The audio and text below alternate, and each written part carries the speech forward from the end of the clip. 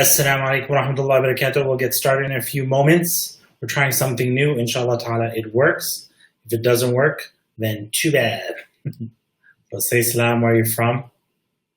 Let's see what's happening here. Salams, where you're from.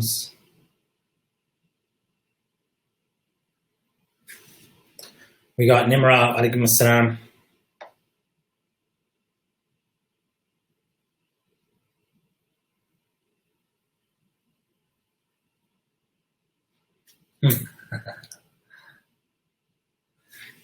We've got somebody with an Arabic name. It's too tiny, I can't see it. Alaikum assalam. Nimra says, I see subtitles. Is the subtitles, are they good subtitles, or maybe you should shut them off? Does everybody see subtitles? Alaikum assalam in Riyadh.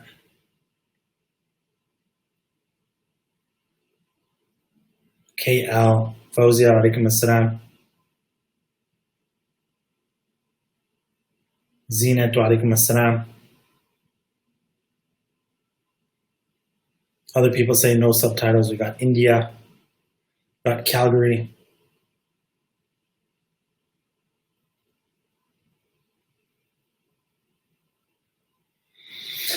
Amna, alaikum assalam. Aqib, alaikum assalam. We'll get started in 2 minutes. Yes, I need a haircut too, right? Mr. Aqib. Junaina in Pakistan, alaikum assalam. Someone from Japan. Alaikum assalam. Shamanaz, alaikum assalam.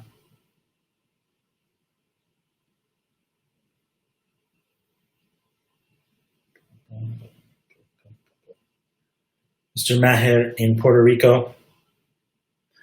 Junaina says, do you have the whole Quran tafsir? And the answer is no, I do not.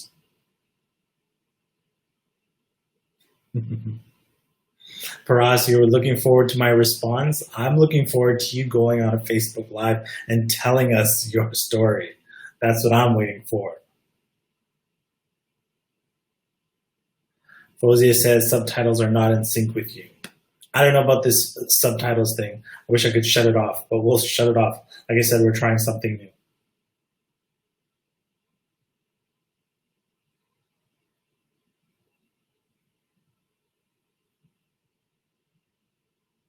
Captions. All right, 1 more minute and we'll get started.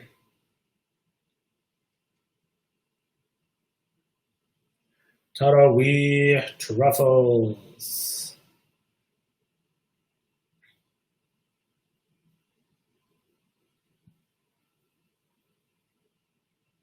Faiza in Dallas tuning in on YouTube. So Faiza, this is new. We're streaming on YouTube as well.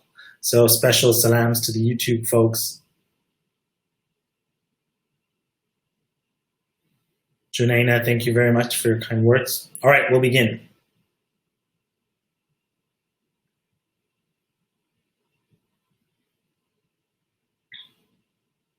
Bismillah, alhamdulillah. Take one. Assalamu alaikum wa rahmatullahi wa barakatuh. Bismillah, alhamdulillah, wa salatu wa salamu ala rasulillah wa ala alihi wa sahbihi man wala amma ba'd. Welcome to today's episode of Taraweeh Truffles. All right, so the verse that we're dealing with is in Surah At-Tawbah. Verse 128. Allah subhanahu wa ta'ala says in the Quran, A'udhu billahi minash shaitanir rajim, لَقَدْ جَاءَكُمْ رَسُولٌ مِّنْ أَنفُسِكُمْ عَزِيزٌ عَلَيْهِ مَا عَنِتُّمْ حَرِيصٌ عَلَيْكُمْ بِالْمُؤْمِنِينَ رَءُوفٌ رَحِيمٌ. In this verse, Allah subhanahu wa ta'ala says, لَقَدْ جَاءَكُمْ. And this message was to the Quraysh, and obviously it's for all of humanity. لَقَدْ جَاءَكُمْ رَسُولٌ مِّنْ أَنفُسِكُمْ. That certainly a messenger has come to you from amongst yourself, Azizun alayhi ma anittum. Azizun alayhi, it's grievous to him that which you suffer. I'll explain inshallah ta'ala. I know these English translations are hard to understand what's being said. It's grievous to him is what you suffer. Harisun alaykum, he is concerned over you. Bil mu'minina, with the believers. Ra'ufur rahim, he is kind and merciful. So it's a very beautiful verse. And right off the bat, I want to just tell you that sometimes even in the English, when the English, it's like the translation is so fancy, translation of the meaning of the Quran, so fancy that when you read it, you don't really understand. What I like to do basically is just tell you what you just read, but in more simpler language. People, we don't say grievous to him as inshallah ta'ala what's going on. And this, by the way, is our first broadcast to YouTube. So just a special salam to anybody tuning in from YouTube. We're happy to have you. I haven't been on YouTube forever, but it's nice. Rafin, I see you. So Allah subhanahu wa ta'ala says in this verse, لَقَدْ جَاءَكُمْ رَسُولٌ مِّنْ أَنفُسِكُمْ. So Allah subhanahu wa ta'ala describes the Prophet sallallahu alayhi wa sallam coming to Quraysh as someone from amongst them.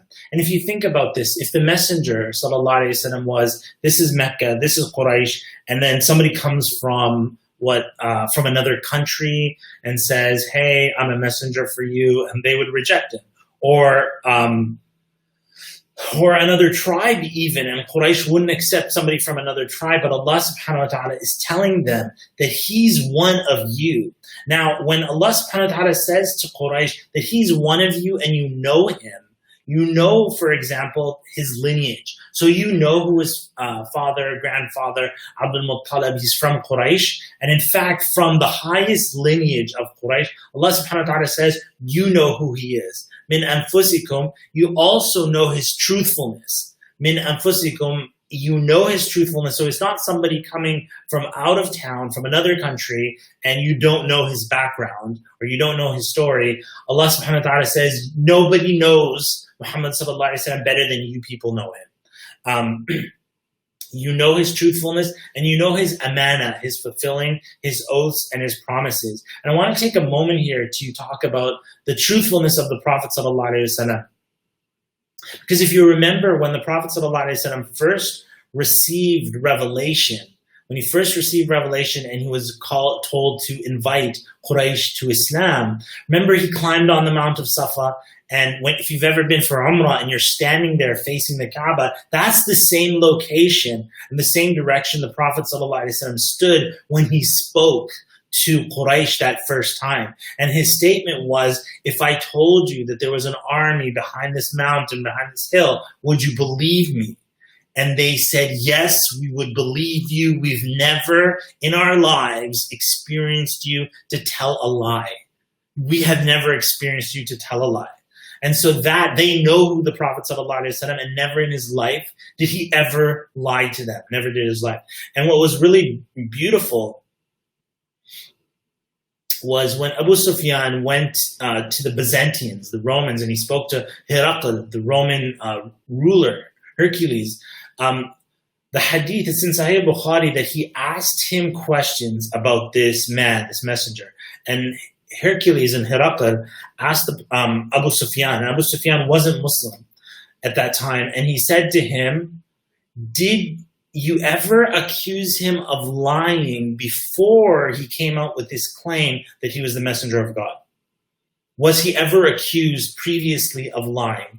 And Abu Sufyan said, no, he was never. They've never experienced a lie from the Prophet ﷺ. Okay. Then at the end of that hadith, it's a very long hadith in Sahih Bukhari. Then Herakl, Hercules says to Abu Sufyan, I asked you earlier if you ever accused him of lying before he stated what he said, what he now says. And you said no. And Hercules said, consequently, I knew that if he never lied to human beings, if he never lied to humans, if he never did that in the first place, he would never lie about God. If he had never lied to human beings, that is not his character. He would never lie about human beings. He would never lie about God. And Abu Sufyan even says, later Abu Sufyan became Muslim. And Abu Sufyan, this conversation with Hiraqal, he said, it hit him in his heart that, what? I should become a believer. This is from our own people. This is our own messenger. In this verse, Allah subhanahu wa ta'ala says, لَقَدْ جَاءَكُمْ رَسُولٌ مِّنْ أَنفُسِكُمْ عَزِيزٌ عَلَيْهِ مَا عَنِتُّمْ. So Allah is telling us more about the characteristic of the Prophet ﷺ and his leadership. Now, when you think of some leaders, historically, leaders looked at their people as something to be used for something else. So it's like the leaders didn't care about their people. The people are being used for something for leader. But you see the Prophet ﷺ, this is for Quraysh and all the believers that to understand that the leadership of the Prophet ﷺ and his messengership is for your benefit. That he is here, ﷺ, to take care of you. So Allah subhanahu wa ta'ala says, Azizun alayhi ma anittum, that when you are hurting about something, when you're suffering in something, the Prophet ﷺ suffers also because of the suffering. So if something hurts you, the Prophet ﷺ is hurt. If something pains you, it pains the Prophet ﷺ. If you remember the hadith of the ummah is like one body, that if one part of it is in pain, the rest of the body sleeps with a fever and feels that pain. It's this collective, like we all feel it as an ummah, that the whole ummah feels this pain. That was the characteristic of the Prophet ﷺ, and he is telling us also that this is how the ummah should be. Al-ummah, this is how the ummah, his ummah ﷺ should be. So Allah subhanahu wa ta'ala says, Azizun alayhi ma anittum, that it hurts him what hurts you. It pains him what pains you. And I ask Allah subhanahu wa ta'ala to also give us and bless us with that characteristic about caring about other people. Harisun alaykum. Harisun alaykum is when somebody is concerned over you. The translation you'll see there is, it's concerned over you. And haris means like he really wants good to come for you. You'd say in Arabic that somebody is haris, like their haris is, I know that it's translated as concerned, but they're following up. They're really concerned about this. They care about it very much. And Allah subhanahu wa ta'ala says, harisun alaykum, that Allah subhanahu wa ta'ala is, the Prophet sallallahu alaihi wasallam is concerned over you. And so what is the Prophet sallallahu alaihi wasallam concerned about? He's concerned with hidayatikum. He's concerned with your guidance. He's concerned with you perfecting yourself, perfecting your characteristic, perfecting yourself in your life, وَإِسْعَادِكُمْ, for you to be happy. So this is harisun alaykum, that he's concerned over you. بِالْمُؤْمِنِينَ رَؤُوفٌ رَحِيمٌ. And with the believers, the Prophet, Allah subhanahu wa ta'ala describes the Prophet sallallahu alaihi wasallam, بِالْمُؤْمِنِينَ رَؤُوفٌ, that he is kind and merciful, meaning he loves you, the believers. And you see that with the Prophet ﷺ, as he said to the Ansar ones, he said, I'd never have any khair, any goodness with me, except that I would share it with you. The Prophet ﷺ said that to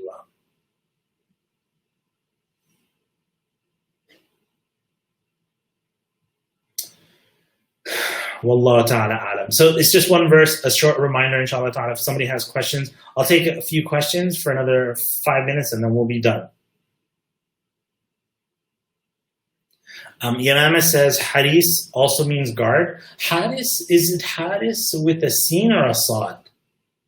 I wonder. Yamama, it might be a different word. I'm not sure, but I think it's a different word. A different root word. I'll check it out. Somebody said, can you mention this hadith number? I don't have the hadith number. I guess you're talking about the story of Abu Sufyan. It's right at the beginning of Sahih Bukhari. It might be like within the first 10 hadith of Sahih Bukhari about Abu Sufyan, if that's the one you're talking about. Rafin says this, you know what? This Ramadan, I heard the entire Touched by an Angel Juz Amma series and I loved it. Jazakallah khairan, it helped. Hey, what do you guys think of this new cool thing, right? I can put these, throw it up on the screen. Now, how do I get it off?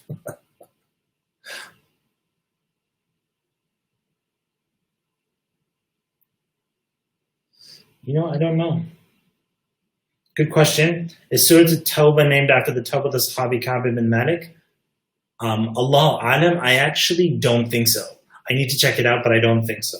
I think the Tawbah is about, because it starts off with like Bara'a, like it's a declaration of thing, but it could be. I don't know. I need to check that out.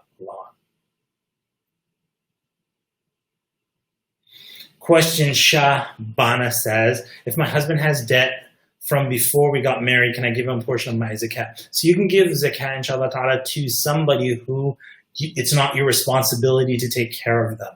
And if your husband and he's Muslim and he's in debt and he needs to be relieved of this debt, can you give zakat to him? The answer is, inshallah ta'ala, yes, you can.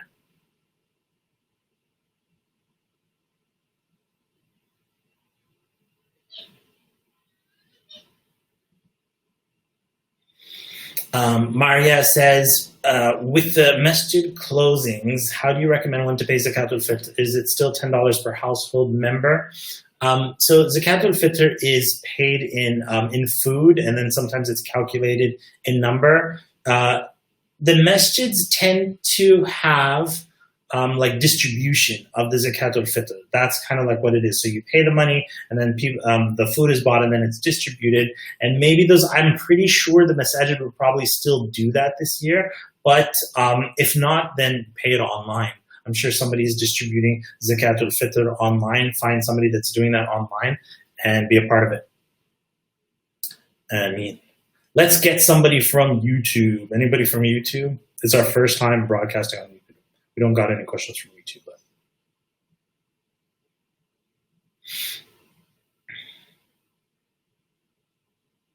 Okay, Bint al-Qadr, I think you mean, what should you do if you feel like you're losing the connection with Allah subhanahu wa ta'ala? If you feel like you're losing the connection with Allah subhanahu wa ta'ala, obviously that's from your own.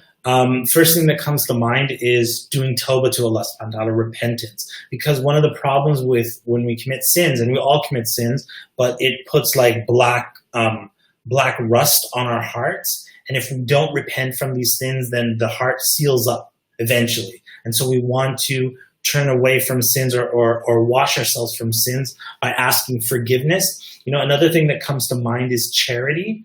And the Prophet ﷺ said that charity extinguishes Allah's anger, just like water extinguishes fire. So maybe somebody comes closer to Allah subhanahu wa ta'ala with charity. And I'd also tell you that as I prepare these Taraweeh truffles, I get a chance to go through tafsir and look over the verses. And sometimes I'm tired or I have other things to do. But it's very calming and relaxing for me to spend time with the Quran in such a way. And so I'd encourage you to read more Quran and read tafsir or read like translations and try to understand what's being said. And inshallah ta'ala, you'll find, bi'idhnillah, that your heart will become softer.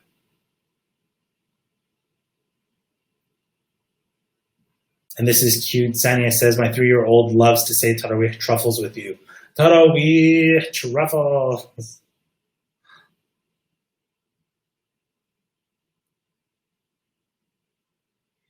Zahra says, is Laylatul Qadr night the same for the whole world in all parts of the world? And the answer is yes, it is. There's only one Laylatul Qadr, so it's not like this country has a Laylatul Qadr and that country has a Laylatul Qadr and stuff like that. So Laylatul Qadr is one night. Allah.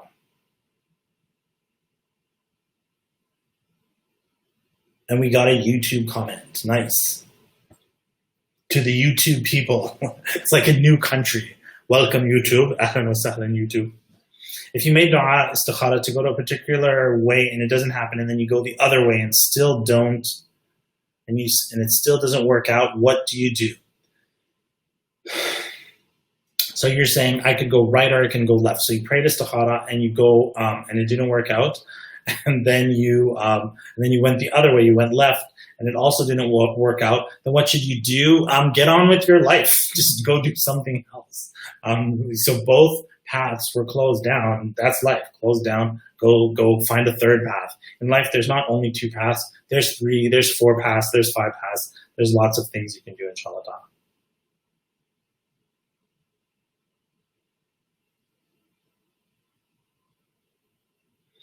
in general, I've noticed these kind of questions where it's not really a question for like asking a sheikh. Like it's not like I know what you need to do, but it's more like a personal development. Like, hey, this is my life. I found a hurdle, and I've been blocked by two things. How do I get past this?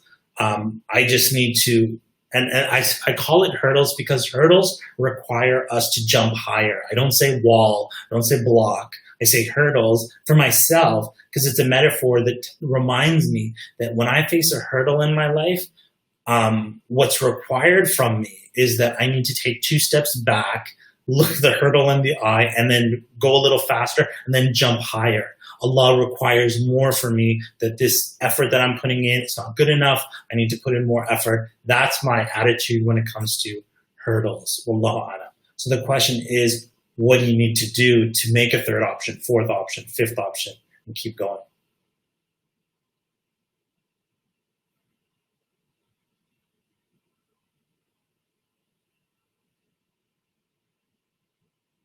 All right, 1 second.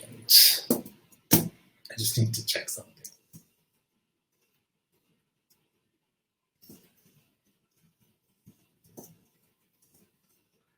I'm typing.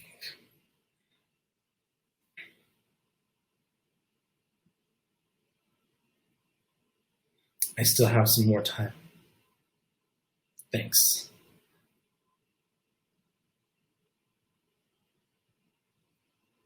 When we make dua, we say, Allah, you know what my dua is, please grant it to me. Can you say that? So here's the thing. Even if you didn't make that dua, Allah subhanahu wa ta'ala knows what you need. Sometimes you don't even make dua for it, or you make dua for some things and Allah gives you what you actually need instead of what you made dua for.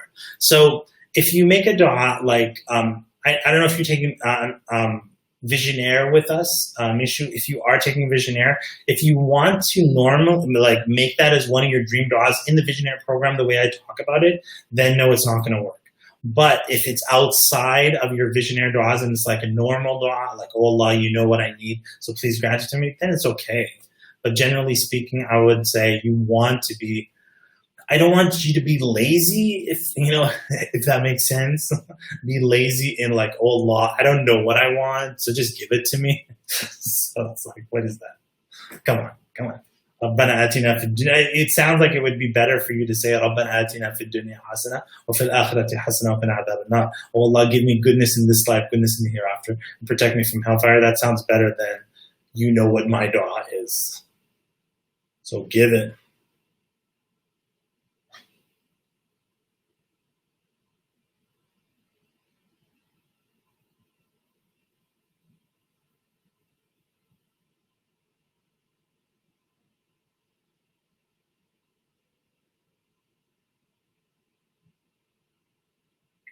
I'm looking for the next question.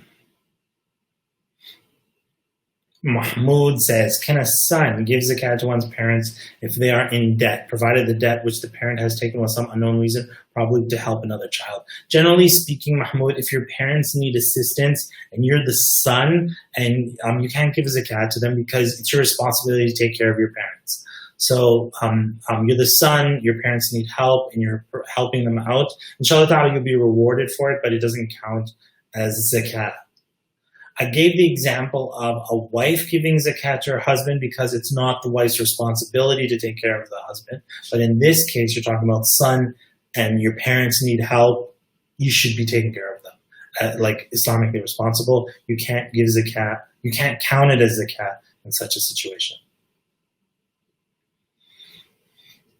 Muhammad Ahmed, can we follow translation of Quran in Salah? No. In Salah, you need to recite Quran. Translation of Quran is actually a translation of an interpretation of the Quran. That's why there's multiple different wording and stuff like that. So the translation isn't, it's not Quran, and it's just a translation of an interpretation of the Quran. It's actually a translation of a tafsir of the Quran, if you will. So that being said, you can't recite it in Salah.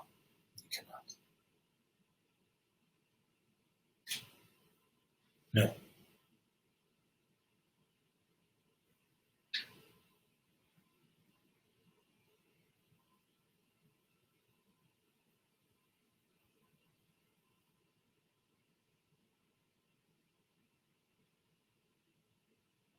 All right, other questions?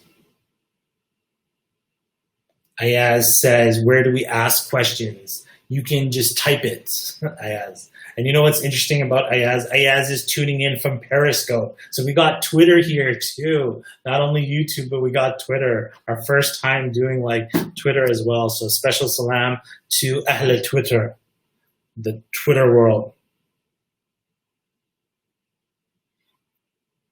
Patricia's question says, should we continue to fast if we broke fasting by fighting or cursing? So fighting or cursing doesn't break your fast. Doesn't break your fast. It may diminish the reward of fasting, but it doesn't break the fast. So if you get into a fight with somebody and you're swearing and this and that, and you tell them you might as well just start eating because your fast is broken, that kind of thing, your fast isn't broken. It's the reward is being diminished by committing sins like that. In fasting, may Allah forgive us. We all commit sins.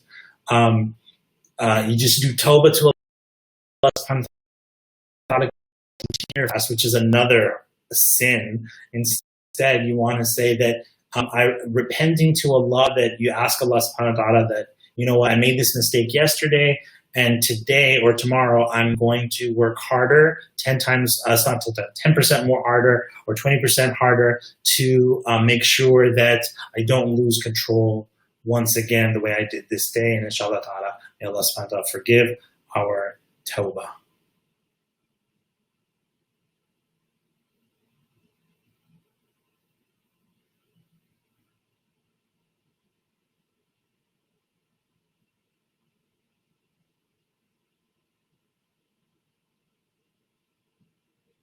Ilyas's question. Assalamu alaikum, brother. Wa alaikum assalam. Ilyas, where are you coming from, Ilyas? You said your English isn't so good. If I don't know how to read Arabic, can I read the Quran and still get the same reward for every letter? So I don't know what you mean if you can't read Arabic, but you're reading Quran. Are you talking about reading it in your own language, or are you talking about reading Quran with mistakes? If you read Quran and you're slow, the Prophet ﷺ said, and you're trying, the person who's trying like that gets double the reward. So you will be rewarded. If you're talking about reading Quran, but a tafsir or a translation of a tafsir in your own language, do you still get rewarded? I don't think you'd get rewarded as if you read Quran, but you would be rewarded, inshallah ta'ala, for seeking knowledge and trying to come closer to Allah subhanahu wa ta'ala. So the reward is there. It just may not be the reward that you're talking about. The reward you're talking about, you want to maybe go to a Quran class, and I'm sure there's lots of them online, and say, you know what, my whole life I don't know how to read Quran in Arabic, and I would like to learn. I'm sure there's hundreds of places online that would be happy to teach you, inshallah. Allah. Bilal Ahmed is from Periscope, Twitter. Special salams to the Twitter folks.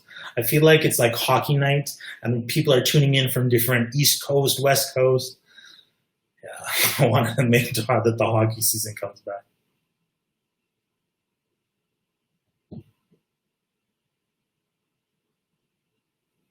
Okay, so Ilyas is saying, sorry if I read the Quran in English.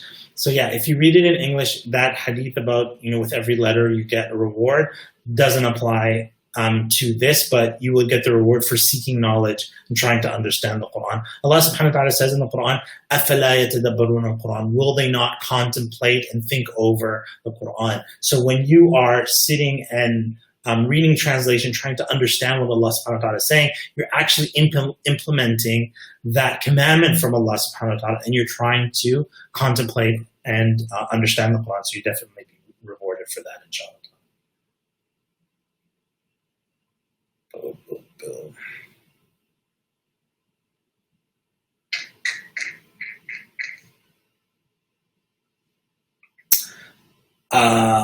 Let's say there's like 2 questions left. We got this question from Periscope, from Twitter. Is Twitter still happening? Does it still exist? Is it possible to know what our standing is in the eyes of Allah subhanahu wa ta'ala? If he's happy, angry at us, etc. So obviously you're only going to know this when you die. So when you die, you will know this. May Allah subhanahu wa ta'ala protect us. However, that being said, a question that comes up is, how should you move through life? Should you work as if Allah is happy with you? Should you work as if Allah is angry with you? Or how should you move forward in life? And that's the concept of fear and hope. When they say khawf and raja, fear and hope is, you fear for the punishment, or you fear Allah is angry with you, and you hope for Allah subhanahu wa ta'ala's reward, meaning that that Allah subhanahu wa ta'ala is happy and pleased with you, that you hope for that reward from Allah subhanahu wa ta'ala, and please. So you actually need both of these things. So Ayaz, it's not that, so some of the companions were given glad tidings that Allah is pleased with them. And that's a very large status, right? So what you're saying is like, how can I get that status? Like being told Allah's happy with me and I'm going to go to paradise in the dunya, which is it's a very high, lofty status. There were only a few people that were giving like glad tidings like that. But even those who did receive those glad tidings, they still acted as if, like the Prophet ﷺ, praying all night, crying, standing up all night in prayer. Aisha radiallahu anha says, why are you doing this when Allah has forgiven all your past sins? So he's already promised paradise. Why would he do that? She asks him. And the Prophet ﷺ said, shouldn't I be a thankful servant of Allah? So the fact that they're promised paradise and already, Allah is happy with them doesn't slow them down from their good deeds. It actually is even an encouragement, and they keep going even further, maybe having more strength, because they know if Allah is pleased with me, then I can never fail. Like if Allah subhanahu wa ta'ala. So they just keep moving forward. And sorry, that last part of I can never fail, I don't think that they would live their lives like thinking like I can do whatever I want and I can't fail. I don't think that was the thought process. Wallah. We got 2 minutes left.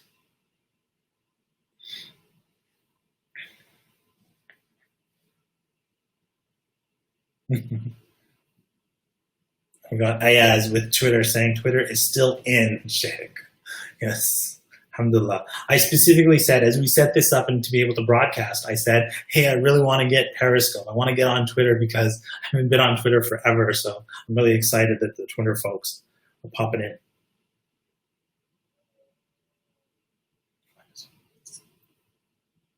It's a good one. My daughter said you reminded her of a hamster when how you said, well, you might as well eat. Well, you might as well eat. Does your daughter know about Master Hamster? Does your daughter know about Master Hamster? Master Hamster is from the Cat Ninja books.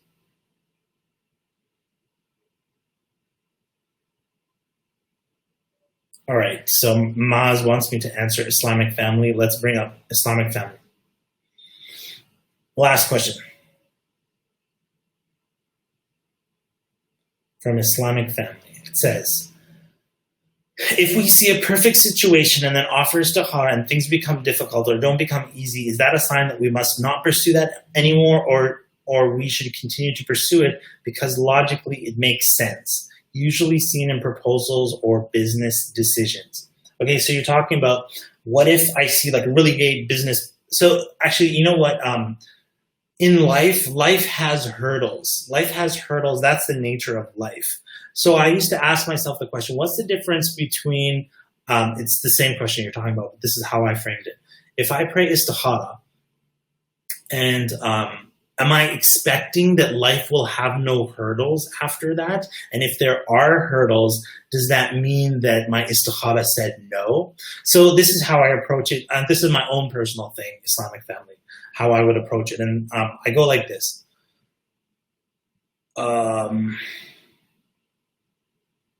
I look at the hurdle that I'm facing, and I look at, like, there's two types of hurdles. There's the natural hurdle, you know what, you want to start a business, and there's hurdles at the bank, or there's hurdles with, you know, customer, whatever, right? And those are normal hurdles, and it's part of the journey, which is fine. But then there's other hurdles that are like slam the door completely shut, like a vault. Like, there's no way this is happening. Shut door. There's a bear. Like, I actually wanted to do some business thing. And then I had a dream. Obviously, I prayed to Sahara. I had a dream. I had a dream that I was driving down a dead end road in the forest, and there was a bear at the end of the road, and the bear was telling me, turn around and go back.